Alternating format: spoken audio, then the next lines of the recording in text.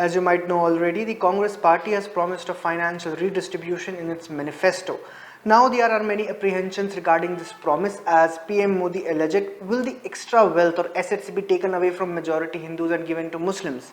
PM Modi has even claimed that Congress will give reservations to Muslim community which will be taken from the SC, ST and OBCs.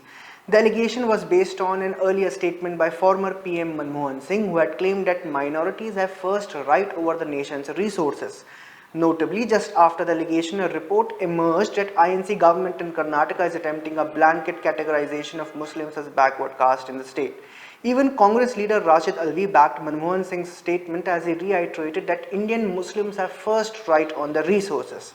Now one might wonder what was the inspiration for such an idea. Some would say it's come from Yogendra Yadav, and rightly so. But when you think about the intent, it stems from the recommendations and conclusions drawn up in the Sachar Committee Report. The Sachar Committee was a 7-member high-level committee established in March 2005 by former Indian PM Manmohan Singh.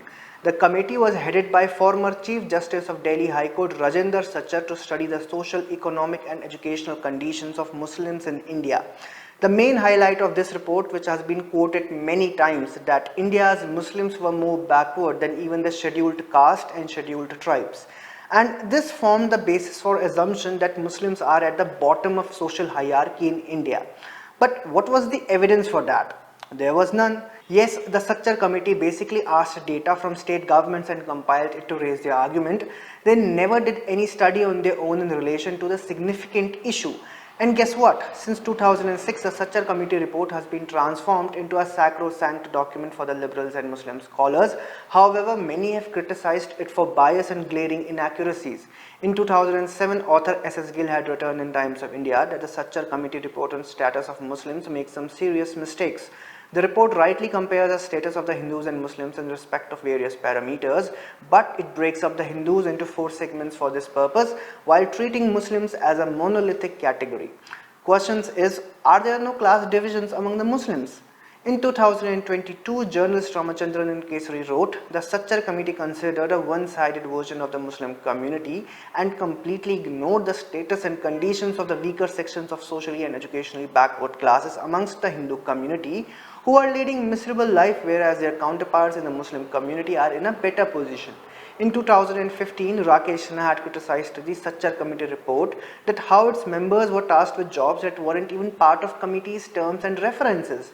Professor Rakesh Basant from IIMA, a member of the committee, had revealed that the committee manipulated statistics to push its agenda. Data was analyzed by those who had never done such work before. So it could very well be possible that reservations of SC and ST could be targeted or diluted once again, basing the argument that Muslims are worse placed than SC and ST. But do you know there already has been an instance when reservation of SC and ST were taken for favoring Muslims? It happened in Jamia Millia Islamia in 2014 when reservations for SC and ST were scrapped. Professor Dilip Mandal recently stated in an interview how this move was based on Sachar Committee Report. So can this occur in other educational institutions too, where Muslims might get reservations that is meant for SC or ST communities? And why only colleges? Will the Congress party, if it comes to power, will it discriminate against SC and ST by promoting Muslims in every sphere of life? There are scholars and social scientists who believe so, and they cite instances of how UPA government used Sachar Committee Report to implement its agenda of Muslim appeasement.